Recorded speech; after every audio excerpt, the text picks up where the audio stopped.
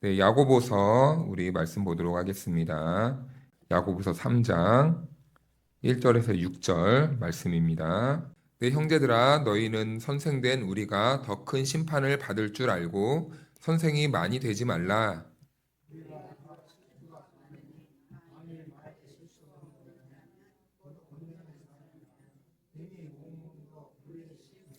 우리가 말들의 입에 재가 물리는 것은 우리에게 순종하게 하려고 그 온 몸을 제어하는 것이라.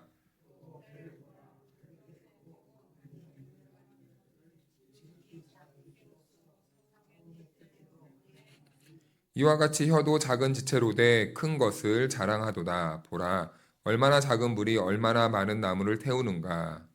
혀는 곧 불이요, 불의의 세계라. 혀는 우리 지체 중에서 온몸을 더럽히고 삶의 수레바퀴를 불사르나니 그 사르는 것이 지옥불에서 나느니라. 아멘. 할렐루야. 하나님의 은혜와 평강이 우리 모두에게 함께하기를 주님의 이름으로 축복합니다. 네, 젊은 부부가 있었습니다. 부부가 있었는데요. 남편이 이제 학업을 위해 유학을 간 거예요. 두 부부가 이제 한국의 삶을 잠깐 정리하고 이제 빈 몸으로 맨몸으로 이제 유학길을 오릅니다. 전 유학을 안 가봤지만 유학하신 분들의 이런 이야기를 들으면 참 서글프고 힘든 길이 유학길이래요. 타지에서 혼자 생활한다는 것은 매우 낯설고 어렵고 힘든 일이잖아요. 그런데 문화도 다르고 언어도 다르고 인종도 다른 곳에서 말도 안 통하는데 이렇게 생활을 한다는 것은 너무나 어렵습니다. 그래서 공부하는 이 남편 입장에서도 언어가 잘 안 통하니 매우 힘들었고, 그리고 이 아내분 역시도 언어도 잘 안 되고 이런 어려운 가운데서 이제 가정을 꾸려야 되는 생계를 책임져야 하니 참 보통 어려운 일이 아니었다고 합니다. 그래서 이 아내분은 하루 종일 밤낮으로 막 새벽 되면은 막 이렇게 일하러 가고 밤에는 막 설거지하러 다니고 막 다리가 퉁퉁 붓도록 온몸이 막 만신창이 되도록 막 일을 막 감당해낸 거예요. 그렇게 겨우겨우 이 두 부부가 서로 협력해요. 힘들 때는 정말 이렇게 마음이 잘 맞잖아요. 우리 같이 한번 열심히 잘해보자. 포기하고 싶어도 조금만 힘내봐. 길이 열릴 거야. 라고 이렇게 막 열심히 살고 왔어요. 그래서 이제 그 학위를 받고 한국으로 돌아와 유명한 기업에 취업을 하게 됩니다. 자, 그래서 이제 이 가정에게는 앞으로 좋은 일만 남았어요.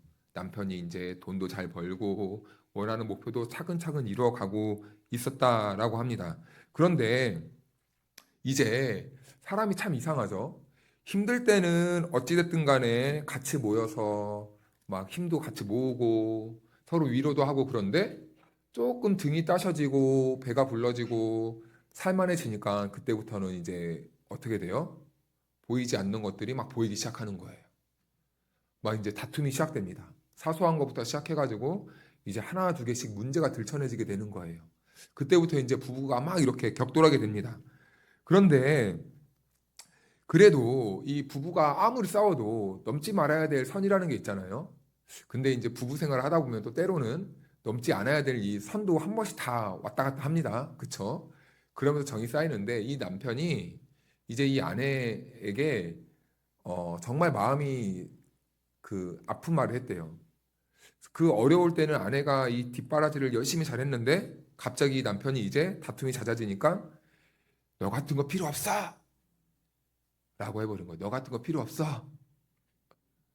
그러니까 이 아내 입장에서는 지금까지는 본인이 이제 이 남편을 위해서 최선을 다해서 섬기고 가정도 꾸리고 어떻게든지 이 남편의 뒷바라지를 하기 위해 최선을 다했는데 정작 남편에게 돌아온 거는 다른 소리도 아니고 이제 너 같은 건 필요 없어. 너의 존재는 이제 내 인생에 의미도 없고 필요도 없고 너 없어도 나는 잘 살 수 있어. 라고 이렇게 말한 거예요. 그러니까 그 여성 입장에서는 잔인한 말이에요. 왜냐하면은 이 남편의 피로로 살아왔던 인생이 그 여자잖아요. 그런데 이것은 남편의 피로는 어떻게 보면은 이 아내의 입장에서는 생명과 같은 말입니다. 다른 사람들에게선 이런 너 같은 건 필요 없어라는 말이 단순한 말일 수도 있지만 이 여성에게 있어서는 이것이 자기의 삶의 이유였고 목표였고 삶의 보람이었어요. 그런데 이 남편이 그것을 완전히 짓밟아 버린 거예요. 결국에 이 부부가 이 남편의 이 홧김에 올라온 이 말 한마디로 이제 서로 갈라서게 되는 참 안타까운 일이 있었다고 합니다. 그러니까 결국에는요, 이 말 한마디라는 것이 어떻게 보면 우리의 인생을 좌지우지하는 그런 큰 힘을 담고 있는 것 같습니다. 말이란 이렇게 무서운 거예요. 그래서 말에는 두 가지가 있다고 해요. 첫 번째로는 말에는 파괴력이 있다고 합니다. 파괴력. 견고한 그 사람의 마음도 무너뜨려 버려요. 그리고 말에는 또 무엇이 있냐면 영향력이 있습니다. 그래서 이 시대를 이끌었던 리더들의 모습을 보면요. 대부분 다 말을 잘해요. 히틀러도 그의 사상이 참 희한했지만 사람들을 말로 잘 홀렸다고 합니다. 그래서 이 그의 말을 듣다 보면은 정말 그런 줄 알고 착각이 들 정도로 그의 연변에는 탁월한 이 능력이 있었다고 해요. 아무튼 이 말에는 영향력이 있다라는 거예요. 그래서 그 말이 갖는 이 방향성은 매우 중요한 거예요. 내가 어떠한 의도로 말을 하고 어떠한 목적을 가지고 말을 담아내는가, 이 말의 의도, 이건 참 중요하다라는 거예요. 그래서 이것을 야고보 사도가 두 가지로 설명을 하거든요. 3장 3절 말씀을 보면 이렇게 말해요. 말들의 입에 재갈 물리는 것은 우리에게 순종하게 하려고 그 온몸을 제어하는 것이라. 아멘. 말에게 재갈을 물립니다. 그런데 이 재갈을 물릴 때 이 재갈을 물리는 사람 입장에서는 굉장히 위험한 일이래요. 왜냐하면요. 이 말의 악력이 너무 대단하다고 합니다. 그래서 한번 말에게 물리면은 그냥 상처가 나는 정도가 아니라 절단이 돼버릴 정도로 그 말의 악력은 엄청나대요. 그런데 거기에다가 이제 재갈을 물려야 되는데 또 재갈을 물려야 되는데 바로 정면에서 물리면 안 된답니다. 왜냐하면 발에 맞을 수도 있고 바로 물릴 수도 있어요. 그래서 말 옆에 서서 그 재갈을 물려야 되는데 그 재갈을 물리면은 이제 빈 공간이 있대요. 거기에다가 재갈을 쓱 넣으면은 이제 먹는 데는 그 지장이 없다고 합니다. 그래서 이제 재갈을 물리는 곳을 이제 조율하는데 두 가지를 조심해야 된대요. 너무 꽉 조이면요 옆에서 쓸려서 말이 너무 아프다는 거예요. 여기가. 그래도 너무 헐거워지면은 또 문제가 된대요. 이게 조정이 잘 안 된대요. 그래서 이 굴레와 재갈이 따로 놀게 돼서 말을 움직일 수 없게 된다고 합니다.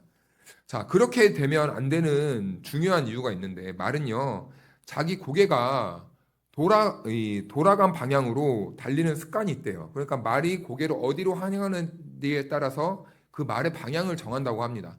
그래서 말의 재갈을 물리는 이유는 말을 잘 조종할 수 있게 하려는 거예요. 그래서 이 말의 등에 타는 사람이 자기가 가고자 하는 그 목적지를 바르게 설정하기 위해 말의 재갈을 물려야 되고 그 말의 그 재갈을 따라서 가고자 하는 방향이 결정되게 되는 것이죠. 자, 그런데 말의 이 신체 중에 가장 강력한 곳이 어딘지 아십니까? 우리는 흔히 다리라고 생각을 하는데 이 목이라고 합니다. 목이 그렇게 힘이 강하대요. 목의 힘은요, 어느 정도로 강하냐면 이 말 전체의 몸무게를 떠받칠 정도로 매우 강력한 이 힘을 가지고 있다고 합니다.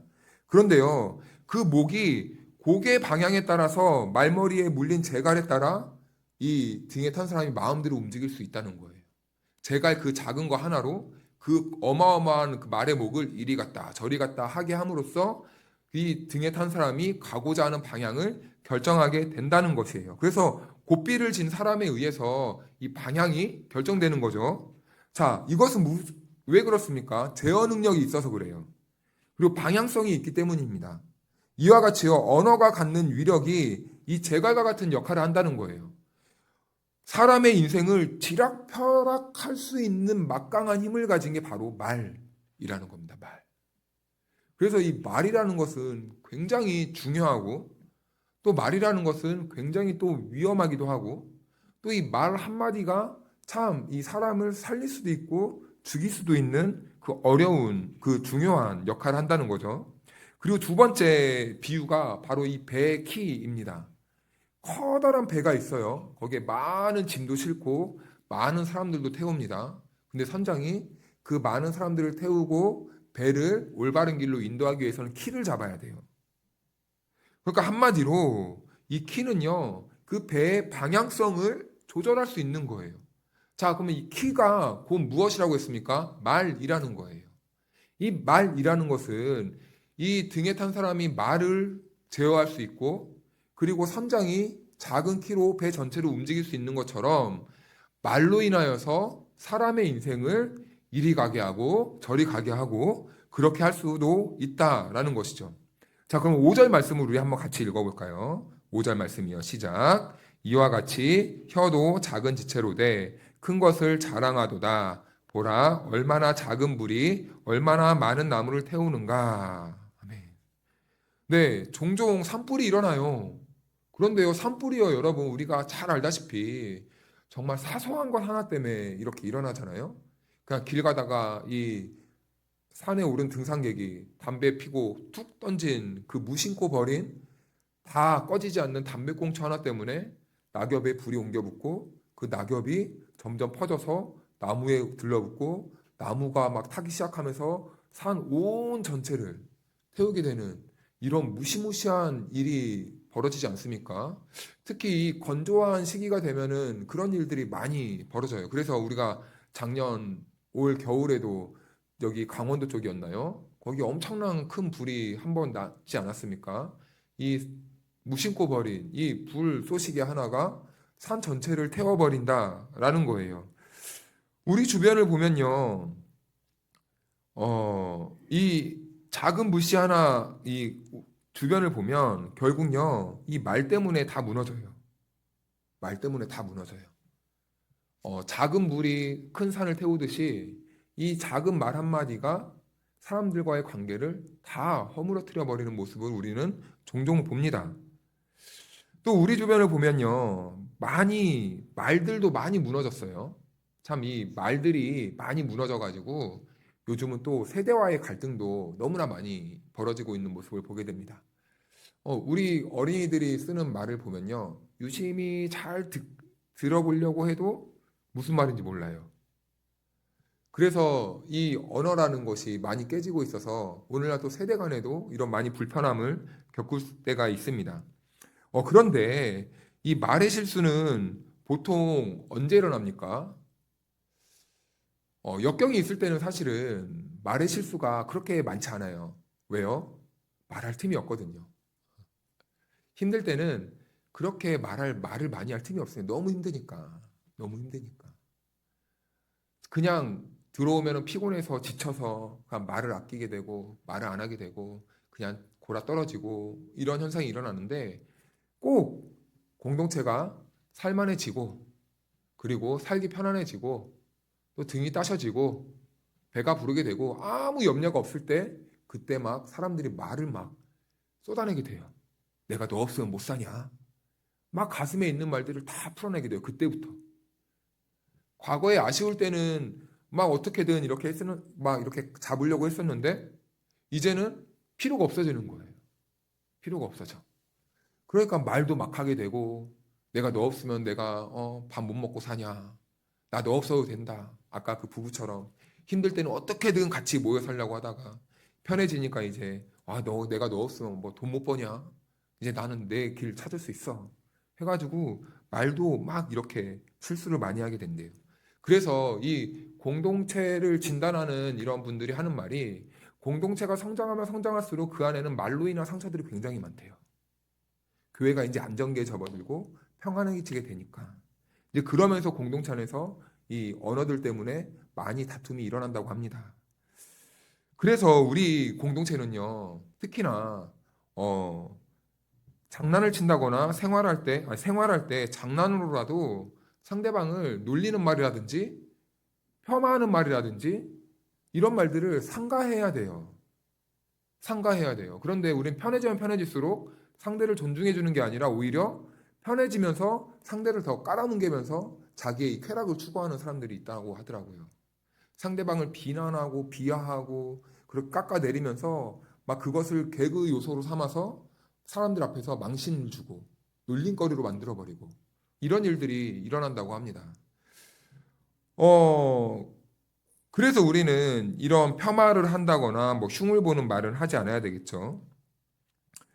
왜냐하면요, 우리는 하나님의 형상이기 때문에 그래요. 우리 인격적인 인간이 되어야 되는 것도 필요하겠지만, 우리는 기본적으로 신학적으로 우리는 하나님의 사람들이기 때문에 하나님의 사람들을 함부로 인격적으로 비인격적으로 다룬다거나 아니면 비인격적인 언어를 쏟아낸다거나 험악한 말을 한다거나 욕을 한다거나 인격 모독의 언어들, 난폭한 언어들, 겁을 주는 언어들, 협박하는 언어들, 막 내 언어에 어떠한 무기를 담아서 상대방을 찍어 누르는 듯한 그런 억압적인 요소들이 있다면 우리 그리스도인들은 그런 언어들을 버려야 된다는 거예요. 왜 그렇습니까?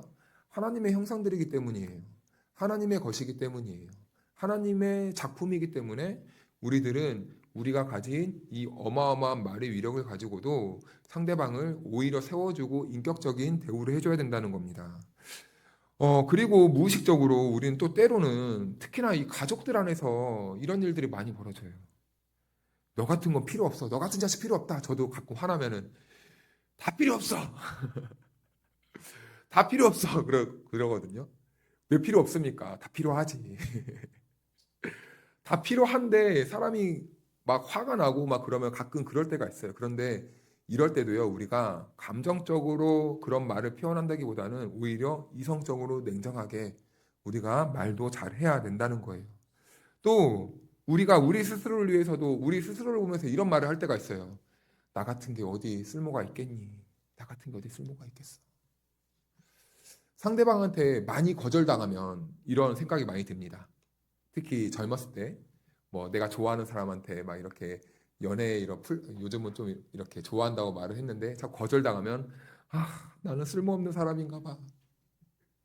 또 어디 가서 이렇게 봉사를 하는데 계속 실수만 하고 계속 잘 안 돼. 그러면 집에 가면 막 요즘 애들은 이런 말 쓰더라고요. 이불킥 한다고 하거든요.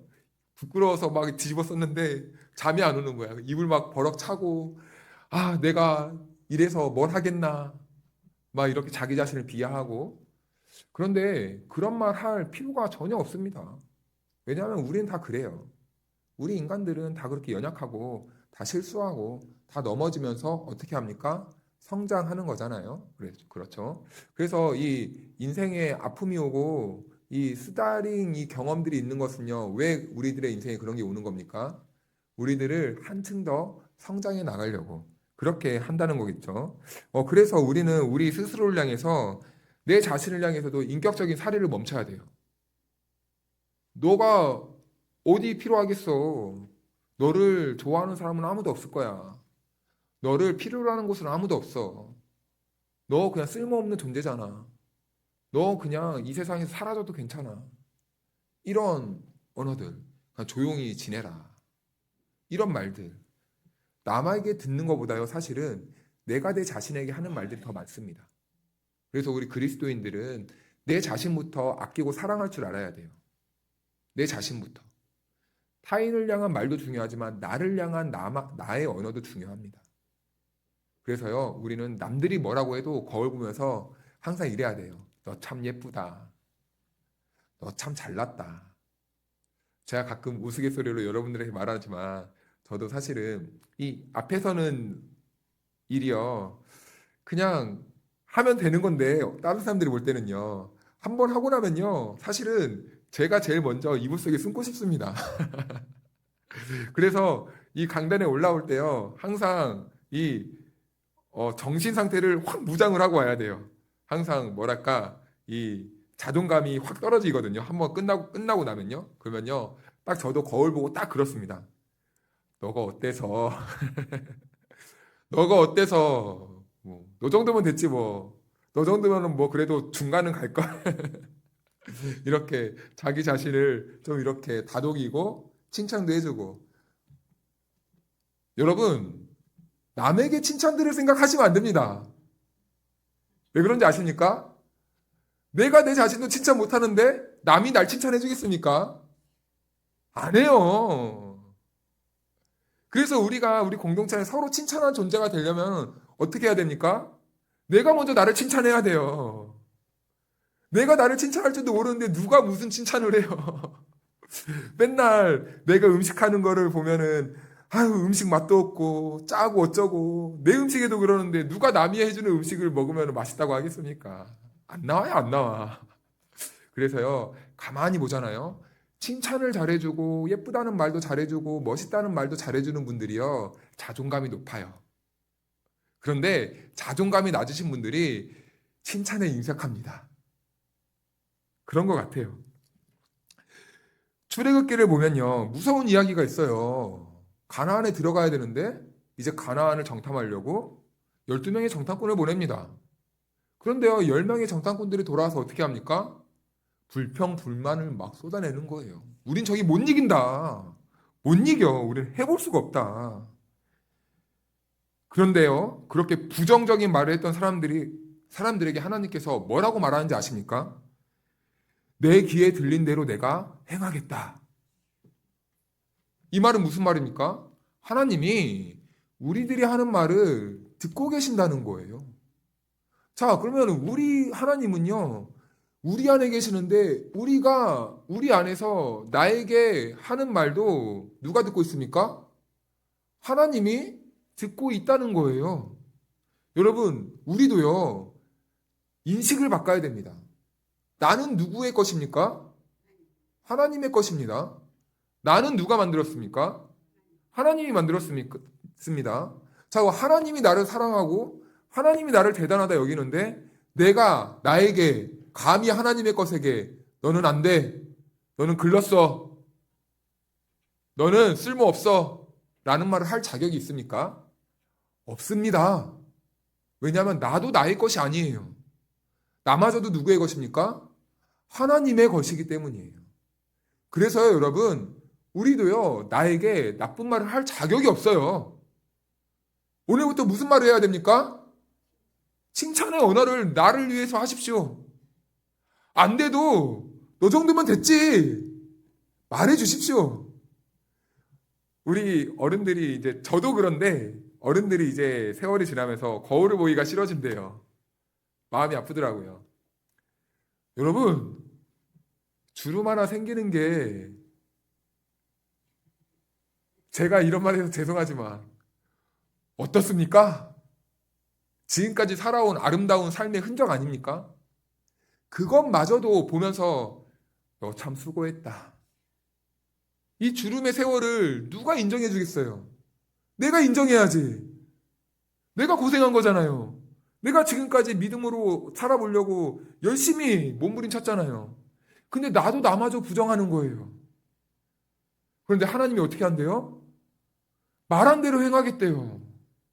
내가 자꾸 나를 보면서 미워한다 생각하면요, 계속 내가 미워지는 거예요. 내 삶의 의미가 사라지는 거예요. 그런데 내가 나를 사랑하면요, 계속 내가 좋아지는 거예요. 존귀해지는 거예요. 하나님이 정말 그렇게 우리가 우리를 보도록 만들어주세요. 믿으십니까? 그래서 우리는 오늘부터 나는 누구의 것이라고요? 따라해볼까요? 나는, 더 크게, 나는 하나님의 것이다. 하나님의 것이다. 그런 정체성으로 살아가시길 축복합니다. 그래서요, 이 말은요, 그 위력이 대단하다는 거예요. 그래서 말은 선한 영향력도 줄 수 있지만 한 인생을 파괴하고 망가뜨리는 일에도 사용할 수도 있다라는 것입니다. 내 인생을 볼 때도 나를 살릴 수도 있지만 나를 죽일 수도 있는 것이 바로 말의 힘이다라는 거예요. 그래서 우리는 이런 차원에서 우리가 언어를 사용해야 된다는 것을 항상 그 기준을 놓치면 안 된다는 거예요. 그래서 우리의 언어는 그 어디에 뿌리를 내리고 있어야 되겠습니까? 그렇다면 우리의 언어 생활은, 우리 그리스도인들은 우리가 이 언어에 뿌리를 내리고 있어야 되는데 어디에 뿌리를 내리고 있어야 되겠습니까? 네, 말씀에 뿌리를 내리고 있어야 됩니다. 조금 더 우리가 신앙적으로 얘기하면은 우리의 언어의 뿌리가 예수님께 뿌리를 내리고 있어야 된다는 거예요. 예수님의 말씀으로부터 우리들의 언어 생활도 시작돼야 된다는 것입니다.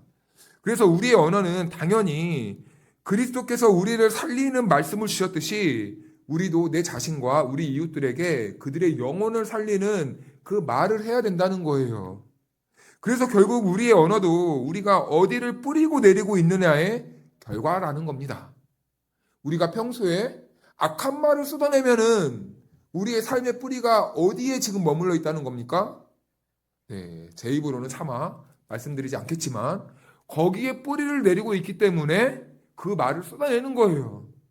음란한 것에 뿌리를 항상 정신세계를 두고 있는 분들은 항상 입만 열면 결국에는 이 음란이 막 나오게 됩니다. 이게 바로 사람의 말의 뿌리가 어디 있는지를 보는 거예요. 그래서 우리가 그 사람의 말을 보면은 그 사람의 무엇도 알 수 있습니까? 인격을 넘어서 그의 삶까지도 우리가 볼 수 있게 되는 거예요. 참 안타까운 일이지만 이게 일터를 가보면요. 참 어떤 분들은 말이 엄청 험하신 분들이 있어요. 이 험하신 분들은 왜 그렇습니까? 삶 자체가요, 험난한 세월을 살아왔더라고요. 그래서 그 말에 그 삶이 묻어나 있어요. 그 어디에 뿌리를 내리고 있느냐에 따라서 그 사람의 인격과 삶이 이렇게 드러나게 된다는 겁니다. 그래서 6절 말씀을 우리 같이 한번 읽어볼까요? 시작. 혀는 곧 불의의 세계라.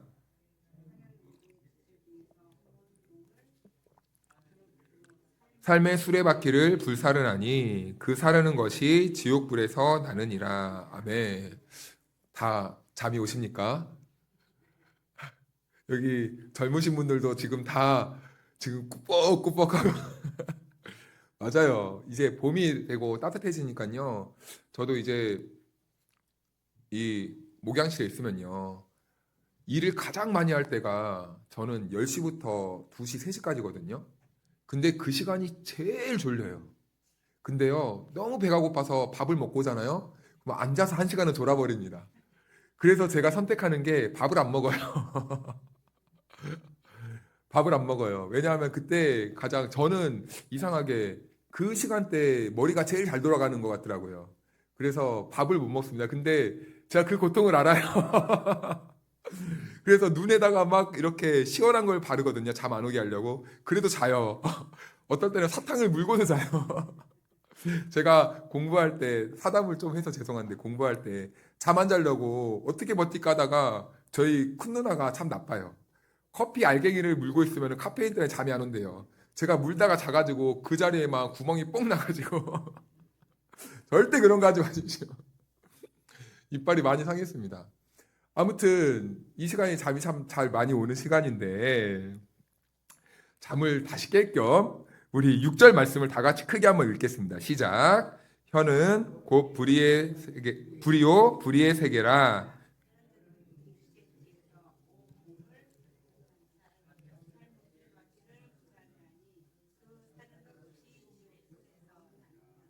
아멘. 불의의 세계. 이것은 사탄의 세계를 말합니다.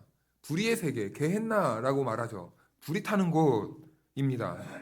예수님께서도 이제 복음서에서 그 지옥을 말할 때 이 게헨나라는 곳을 사용했어요. 게헨나라는 곳은 쓰레기를 태우는 소각장을 말합니다.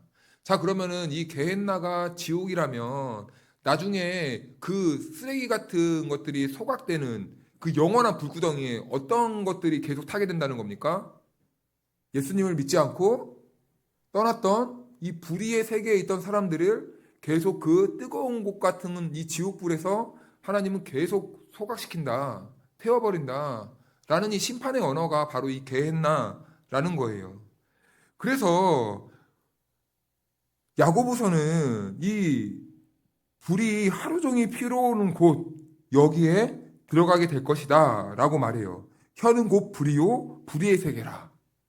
혀는 곧 상대방을 태우는 그 힘이 있는데 그 혀로 상대방을 태우고 그 혀로 상대방을 능욕하고 모멸감을 주고 파괴하는 사람들은 나중에 불의의 세계라. 그 사람은 불의의 세계라.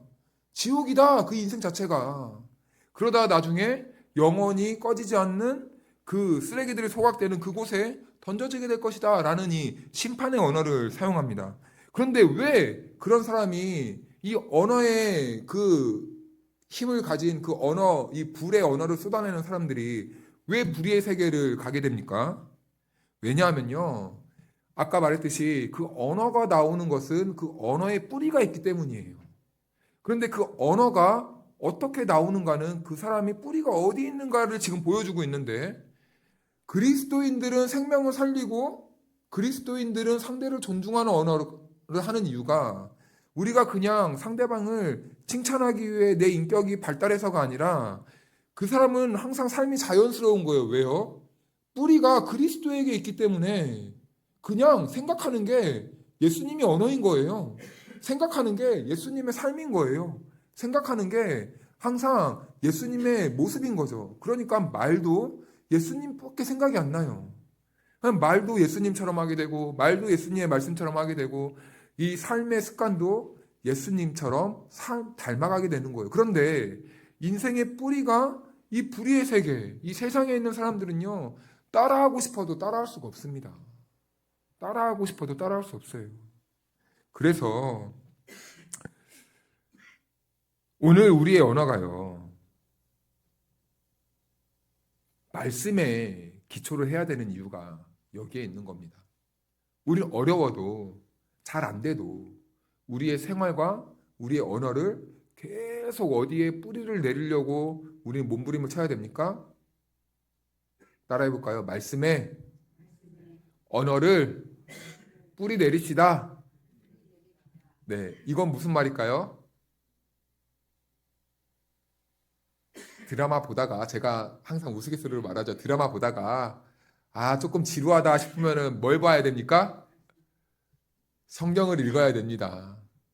성경을 읽다 보면요, 우리가 가랑비에 뭐가 졌죠? 빨리 따라하십시오. 가랑비에 뭐가 졌습니까? 네, 옷이 졌죠? 네. 읽다 보면 나중에 그 말들이 내 뇌리에 새겨질까요? 안 새겨질까요? 새겨지는 거예요. 저는 말씀을 모르겠어요. 안 읽어서 그런 겁니다. 말씀이 눈에 잘 안 들어와요. 네, 잘 안 들어옵니다. 당연합니다. 근데 왜 안 들어올까요? 안 읽어서 그래요. 제가 부끄러운 얘기를 하나 하겠습니다. 오늘 제가 부끄러운 얘기를 많이 하는데 신학교로 딱 처음 갔습니다. 근데 신학교로 갔는데 왠지 모르게 막 부담감이 생기는 거예요. 신학교로 딱 가자마자 성경을 알아야 될 것 같은데, 신학교로 가자마자 나 저 사람보다 성경을 더 많이 알아야 될 것 같은데, 막 이런 나도 모르게 이 성경에 대한 경쟁심이 막 이렇게 경쟁심리가 올라오는 거예요. 그런데요, 성경을 그때 읽어도 이해가 됩니까? 막 이러는 거예요. 왜 이럽니까? 들어오라고. 몸부림을 막 치는 거예요. 막 비벼대고 막 대고. 이해가 될까요? 안 돼요. 안 들어와요. 그래서 제가 택한 방법이 무엇인지 아십니까?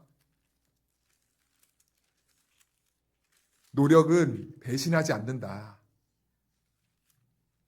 첫 절부터 이해가 되든지 안 되든지 읽자. 읽자. 읽다 보니까 어떻게 됩니까? 세월이 지나니까 말씀이 띄엄띄엄 이해되는 거예요. 읽다가 또 설교도 듣다가 하다 보니까 조금씩 조금씩 잡히는 거예요. 조금씩 조금씩 이렇게 알아가다 보니까 또 다시 선한 동기가 일어나서 말씀을 배워볼까 하고 학교 다닐 때 주말마다 또 성경 공부하러 다니고 그러다 보니까 어느 순간 아직까지도 저도 배워가는 중입니다. 아마 이 배움이라는 것은 평생 갈 것 같아요. 그런데 그때보다는 지금이 좀 나아졌을까요? 안 나아졌을까요? 조금 나아졌어요. 조금 괜찮아졌다는 말은 좀 그렇지만 조금 나아졌습니다. 네. 여러분, 그래서 안 된다고, 난 또 이해도 안 되는데 읽어서 뭐 하냐? 그러면 그 말이 어떻게 돼요? 네, 씨가 돼서 내 삶의 열매가 되는 거예요. 안 돼도, 네, 뭐 나만 그러냐? 목사님도 그렇다는데. 읽으세요. 저는 그래서 이거 읽다가 발음 연습했습니다. 하도 이해가 안 돼서. 발음이라도 연습하자. 성경 읽으면서 발음 연습했습니다. 근데 그렇게 쌓아지다 보니 말씀이 조금씩 조금씩 삶에 스며들어요. 그러면서 문득 문득 말씀이 기억이 나고 문득 문득 깨달아지게 되고 그러면서 신앙이 조금씩 조금씩 한 발 한 발 성장해 나가더라고요. 그러면서 이 못난 저도 성령님이 다듬어 가시고 삶도 조금씩 주의 말씀으로 이끌어 가 주시고 그러다 보니까 제가 옛날에 제 친구들이 또 이런 말 하면은 또 네. 안 자네 또 이럴 때는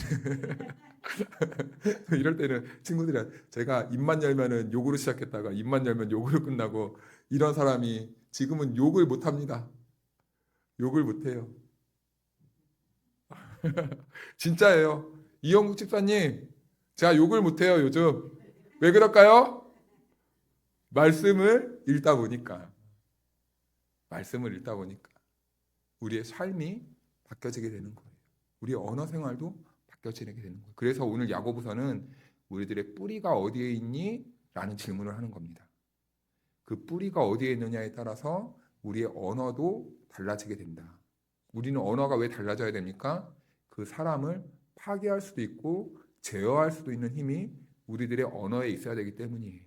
그래서 우리가 주님이 주신 이 언어로 한 생명을 하나님의 이 인격들을 살려내야 되는데 그 일을 위해서는 우리가 우리 언어 생활에도 예수님께 뿌리를 내리고 있어야 되겠다라는 겁니다. 살아가는 여러분, 우리가 또 한 주간 세상에 나가면 거친 사람들도 많고 거친 환경을 살다 보면 나도 모르게 무의식적으로 막 이렇게 화도 막 나고 언어도 막 우리가 조심스럽게 안 될 때가 있어요. 그럴 때마다 예수님을 생각하십시오. 말씀을 생각하십시오. 그리고 오늘부터 우리들의 언어와 삶의 변화를 위해서 말씀을 조금씩 가까이 하시는 저와 여러분들이 되시길 축복합니다. 우리 같이 지금은 우리 구주 예수 그리스도의 크신 은혜와 우리 하나님 아버지의 측량할 수 없는 사랑하심과 보혜사 성령님의 교통하심과 충만하심이 오늘 주신 이 말씀을 마음에 새기고 우리가 어디에 있든지 말로써 하나님의 형상을 회복시키고 생명을 살리는 일에 동참하기로 결단한 성도 한 사람 한 사람 위에 영원토록 함께해 주시기를 간절히 축원하옵나이다. 아멘.